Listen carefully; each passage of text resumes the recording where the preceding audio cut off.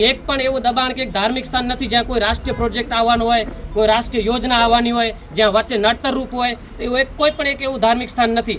અત્યારે રોહારોમાં એક ધાર્મિક સ્થાન છે બીબામાનું, એની બાજુમાં 500 મીટરે આપણે એક મંદિર છે। હવે એ મંદિર પર 500 ગાયોને નિરણ નાખવામાં આવે છે। એ 15 વર્ષથી એક મુસ્લિમ ભાઈની વાડીથી ત્યાં પાણી આપવામાં આવે છે। હવે ત્યાં કોઈ હિન્દુ મુસ્લિમની વાત નથી।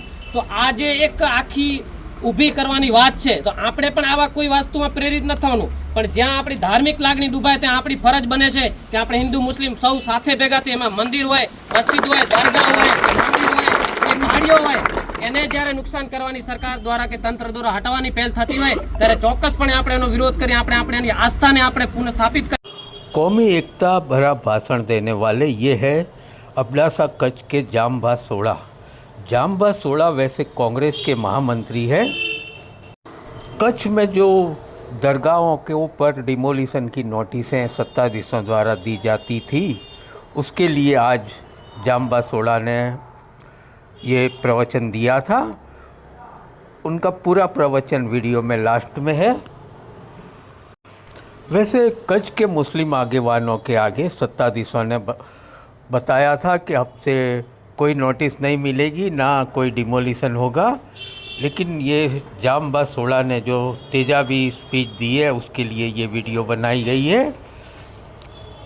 आप भी सुनिए एक कच्छ के हिंदू भाई क्या बोल रहे हैं मुस्लिम दरगाह की जो नोटिस दी थी जा रही थी उसके लिए। અબડાસાવાસીઓ અને લખપતના પણ ઘણા આગેવાનો દેખાઈ રહ્યા છે। આજે જે મુખ્ય જે આપણો મુદ્દો છે એ ધાર્મિક સ્થાનોને દબાણની નોટિસ આપી છે, એને દૂર કરવાની નોટિસ છે તંત્ર દ્વારા। અત્યારે એવો સમય ચાલી રહ્યો છે જે સમય જેને આપણે મુહૂર્ત કહીએ, મુહૂર્ત પણ ખોટો છે।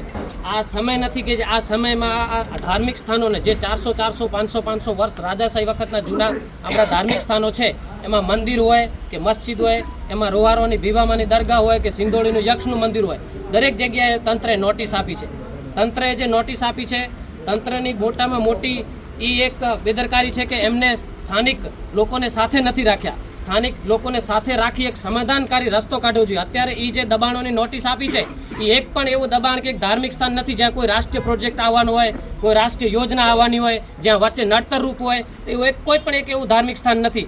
અત્યારે રોહારોમાં એક ધાર્મિક સ્થાન છે બીબામાનું, એની બાજુમાં 500 મીટરે આપણે એક મંદિર છે। હવે એ મંદિર પર 500 ગાયોને નિરણ નાખવામાં આવે છે। એ 15 વર્ષથી એક મુસ્લિમ ભાઈની વાડીથી ત્યાં પાણી આપવામાં આવે છે।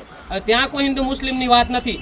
તો આજે એક આખી ઊભી કરવાની વાત છે, તો આપણે પણ આવા કોઈ વસ્તુમાં પ્રેરિત ન થવાનું, પણ જ્યાં આપણી ધાર્મિક લાગણી ડૂબાય ત્યાં આપણી ફરજ બને છે કે આપણે હિન્દુ મુસ્લિમ સૌ સાથે ભેગા થઈ, એમાં મંદિર હોય, મસ્જિદ હોય, દરગાહ હોય, મંદિર હોય કે પાડીઓ હોય, એને જ્યારે નુકસાન કરવાની સરકાર દ્વારા કે તંત્ર દ્વારા હટાવવાની પહેલ થતી હોય ત્યારે ચોક્કસપણે આપણે એનો વિરોધ કરી આપણે એની આસ્થાને આપણે પુનઃસ્થાપિત કરીએ।